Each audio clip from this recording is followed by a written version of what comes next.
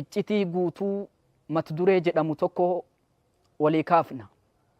Dura dursee waan iccitiin deemsifamu dalagaa osoo namni quban qabne ijji namaatii fi ijji kaameraan seenin ikhlaasatti lakkaan ulamaan islaamaa dhimmi iccitii wal qabatu dhimma labsii ambiyoota nu dura darbaniitii fi quruuna mufaddalaa warra gadaa irra caaloo jiraatan san keessatti gatii guddaa qabuudha.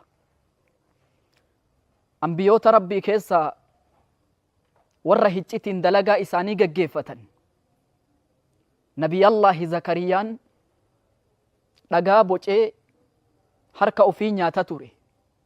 Haati mana isaa maseena hin deettu. Gaafa kana iyyata isaa ol mul'isee hin iyyanne. Doosii kissii gama rabbi iccitiin ol iyyate. Yaa Rabbi jedheen Nabi Zakariyaan Rabbiin إني وهن العظم مني واشتعل الرأس شيبا نجرتا يا ربي لفين نبوتته رفينسنا الراي أفان قبري جرا هاتي ورك يا دآن جرتو يا ربي جدئ إيتي وذكريا إذ نادى ربه نداء خفيا لربي يرون بزكريان labsii isaa hiccitiin takkii dhoysaan labsatu ummata keetii himedha rabbi. Furmaata ilmoo sanii ol mul'isee takkii ilaala namaatitti hin iyyanne hiccitiin geggeeffatee rabbi irraa argataan gale. Arganni inni galeen Nabiyallaahi Yahyaan badhaafame. Sababni guddaan inni agana goonfateen sababa dhoysaan dalagateefi. Nabiyallaahi Yuunusin fudhaa dallanee aaree bokokee gandaa ba'e. Markaba inni yaabbatee ummanni ixaa wal buuse dambalii bishaan irratti. Bishaan jala lilimee qurxummiin liqimsite.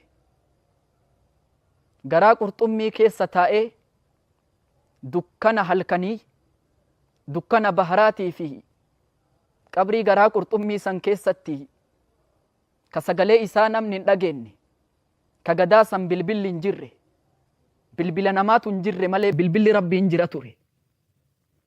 Laa ilaaha illaa anta subhaanaka innii kuntu min adh-dhaalimiin jecha kanaan gama rabbii iyyate ture. Ulamaan islaamaa iyyannoon Nabi Yuunus dhoysaan dukkana sadi keessa taa'ee iyyate kun sababni isaa furmaanni inni argateef hiccitii sadi qaba jedhan.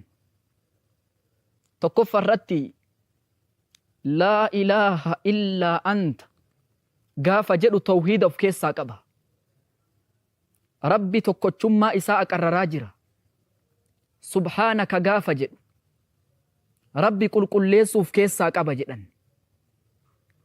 Waan isaan hin mallerraa laa nu'axxilu walaa nukayyifu walaa nushabbihu ليس كمثله شيء وهو السميع العليم.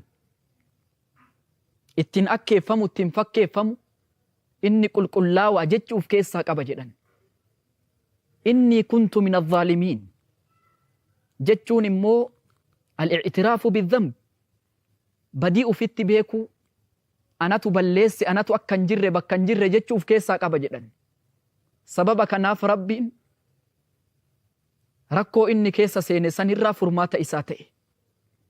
Namni hiccitii waa dalagu dhoysatti rabbi wajji hariiroo qabu kuni rakkoo fi cinqii keessa seenullee furmaata argata.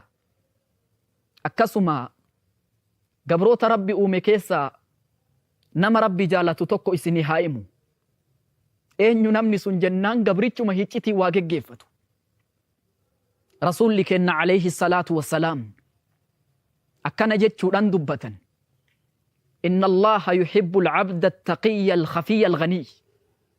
ربين قبرتش إسا صداتو قبرتش وادويفتو قبرتش دريسا جالة يدن ور ربي جالتو كيسا توكو نما دويسا وادلق خفيي كنمني أماقو بسران قبني نما أكسي كنا ربي إن جالت رسولك إن عليه الصلاة والسلام dhawaatuma ati ilaala namaa duraa gortee maqoo rabbii baatuun dhawaatuma ati akka namni sirraan beeynetti jiraattuun jaalala rabbii argataa deemta.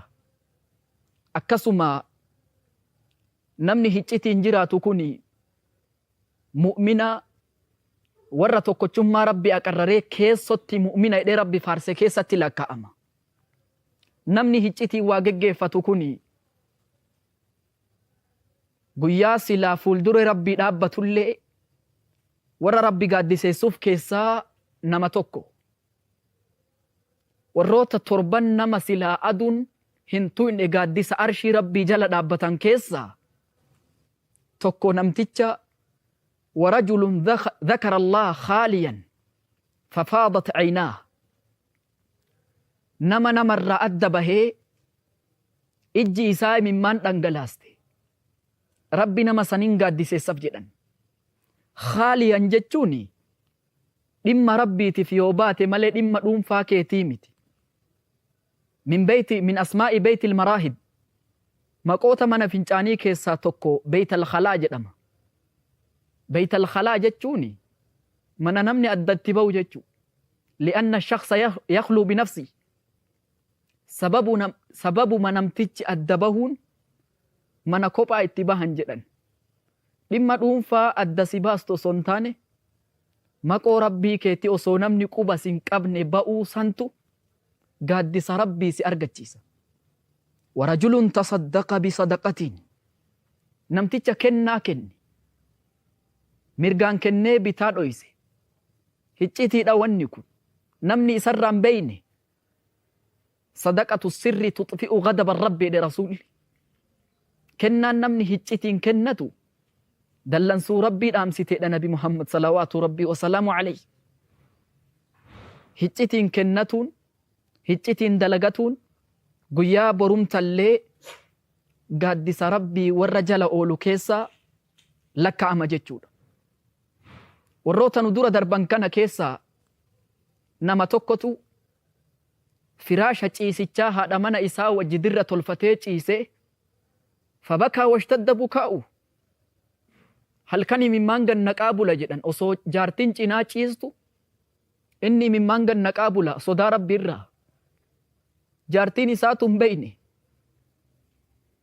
Zubaydaa haadha mana Haaruun ar-Rashiid هارون الرشيد يجو من أئمة الدول نما دولة إسلاما بلشاتوري مما يخاطب المؤثرات وجعلنا من المؤثرات ماء سجاجا نما دو من سجر الراجل كانت هاسوجا بل إنا أنغو سارة يا دو من سجد يو دو مسي وليتي تتأيرو بوكاو كان بتارو بفيتو مرغا كابا كباروبي wanni ati biqilchitu hundi gibirri na bira gala jedhee dhaadata ture. Jaartiin isaa maqaan Zubaydaadha. Halkan wayita inni gachiisu dhukattee fooqirra baati jedhan. Ka namni quba isiin qabne fooqirra baatee jecha laa ilaaha illallah jecha kanaan rabbi kadhataa turte jedhan. Erga isiin duniyaa tanarraa deemte ilmi isii osoo isiin jannata keessa deemtu jannata keessatti abjuudhaan arge yaa haadha tiyya akkami as dhufte jennaani halkan dhukadhee ani rabbi kadhataa ture santu hiccitii santu ganda kana na fide jettee dubbatte. Bilaal ibnu Rabaahin fudhaa nama silaa namni gatitti hin laalle gurraacha biyyoo Habashaa osoo akaabirri mata jabeeyyiin Qureeshaa firinxiixxee harka nabi Muhammaditti darbitu biyya Habasharraa ka'ee nuura qabsiifate. Bilaalii kana adeemsa jiruu isaa keessatti osoo inni guyyaa takka taa'u qabqaphii fi kophee deemsa keetii jannata keessatti si dura dhagahe jedhan rasuulli alayhi salaatu wassalaam. Warri khayritti futun warri khayrii barbaadu Bilaaliin interview godhuu barbaadan akkamitti rabbi akkana sii ta'e kophee qabqabu jechaa rasuula rabbii dura deemtu akkamitti dhagahe iccitiin kee maali jennaani ani waan biraa ofitti hin beeku garuu waddaadhee takkaa raka'a lama salaatu malee dhiisee hin beeku jedhe Bilaal. hiccitiin milkaa'ina isaa kana ture.